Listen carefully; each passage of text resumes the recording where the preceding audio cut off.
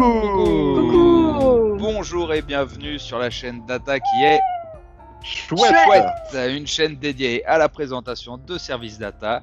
Et aujourd'hui, nous sommes en compagnie de Anne, qui est aussi CSA, mais experte sur les technologies AI, pour nous introduire le sujet. Alors, merci d'être parmi nous, Anne.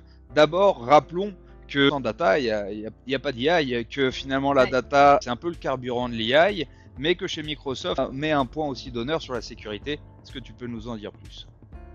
En effet, le sujet de data, c'est vraiment une des sujets les plus importants qu'on a lorsqu'on discute avec les clients sur les sujets d'IA. Sachez qu'en travaillant avec Azure AI, vous pouvez tout à fait nous faire confiance et sur la partie confidentialité de vos données et sur la partie sécurité.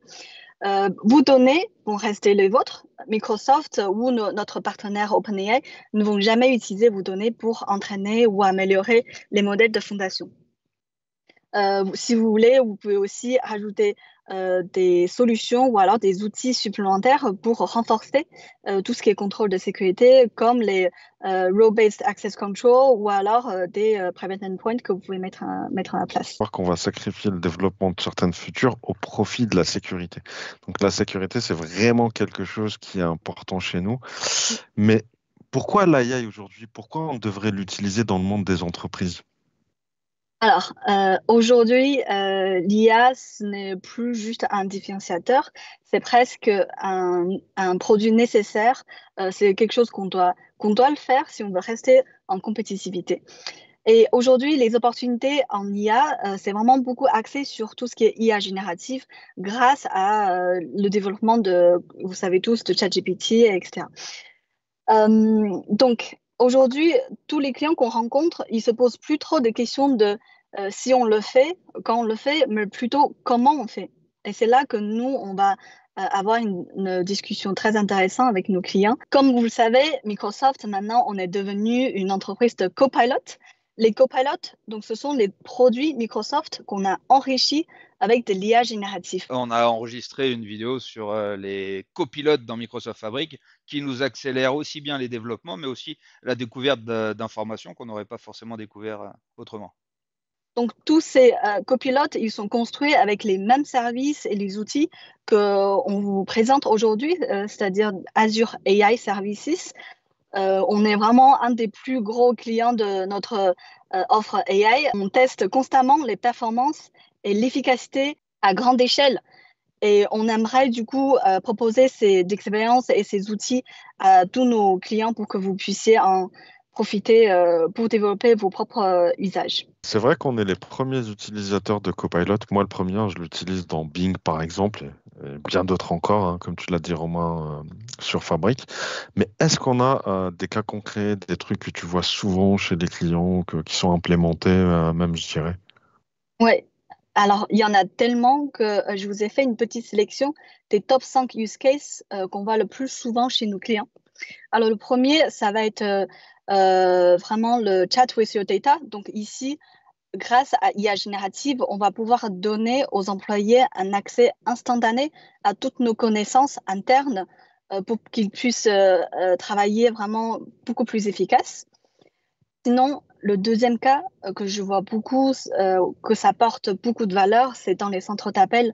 Vous savez que dans les centres d'appel, quand les conseillers sont au téléphone, l'accès aux données le plus rapidement est vraiment clé. Donc ici, quand on utilise de l'IA pour faire de l'assistance augmentée, ça va vraiment générer beaucoup plus de satisfaction pour les clients.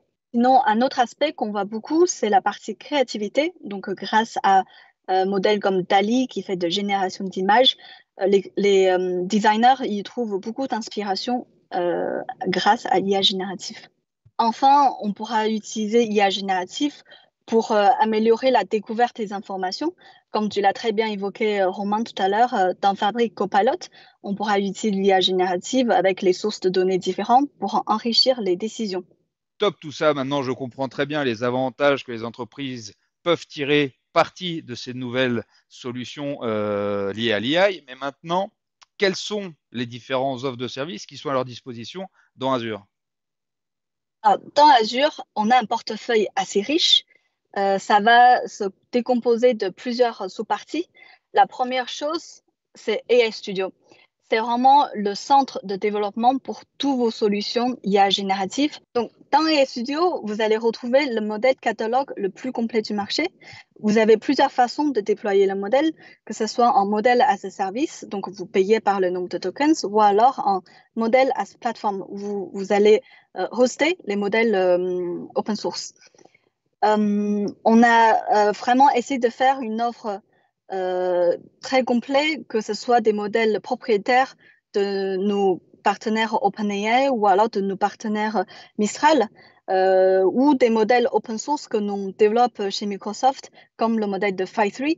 Dans le studio, vous trouvez également des services AI comme Azure OpenAI Service, Azure AI Search, Azure AI Document Intelligence. Ce sont des services, donc des modèles qu'on a pré-entraînés, qu'on a mis à disposition pour que vous puissiez développer les applications AI de façon rapide. Et bien sûr, si vous avez envie de développer vos propres modèles, on a toujours notre plateforme de développement Azure Machine Learning qu'on vous met à disposition pour l'entraînement des modèles et le fine-tuning. Le modèle catalogue, d'ailleurs, vous le retrouvez aussi dans Azure Machine Learning. Ce qui va nous permettre de développer les modèles via des SDK Python. Et bien sûr, vous avez le système de calcul intensif le plus puissant du cloud qui permet à, par exemple, notre partenaire OpenAI d'entraîner tout le modèle de GPT que vous utilisez. Je vois qu'on a vraiment un vaste choix. On peut s'amuser. Mais du coup, comment on peut mettre ça en place, en fait? Alors, dans Azure, on a voulu décomposer le comment en 4 grandes dimensions. Donc, le premier, ça va être le choix du modèle. Une fois, par exemple, on a bien identifié notre cas d'usage, notre objectif, il s'agit de choisir le bon modèle qui correspond bien à ce qu'on veut faire. Donc, dans AI Studio, par exemple, vous avez ce qu'on appelle le modèle benchmark qui vous permet d'avoir une première idée de quels sont les modèles qui correspondent au mieux à ce que je voulais faire comme tâche. Dans les modèles que vous pouvez choisir, il y a bien évidemment les modèles de GPT, GPT-4, GPT-4o. Il y a aussi ce qu'on appelle les Small Language Models, donc les modèles développés par Microsoft, le Phi3. Donc, une fois on a choisi le modèle, on pourra enrichir le modèle avec les données d'entreprise qui va nous aider à améliorer la recherche d'informations. Et avec les outils qu'on vous met à disposition, comme le Content Safety, vous pouvez vraiment renforcer la sécurité de votre application IA générative. Le Content Safety, c'est une couche supplémentaire que vous pouvez mettre au-dessus de votre couche Large Language Model pour filtrer les données en entrée et en sortie des modèles. Ensuite, pour la partie passage en production, on vous met à disposition des outils de monitoring et de tracing pour permettre une meilleure opérationnalisation de vos applications. Super, merci beaucoup Anne. Donc on a vu que la sécurité était quand même fondamentale pour Microsoft, que les données étaient bien sécurisées.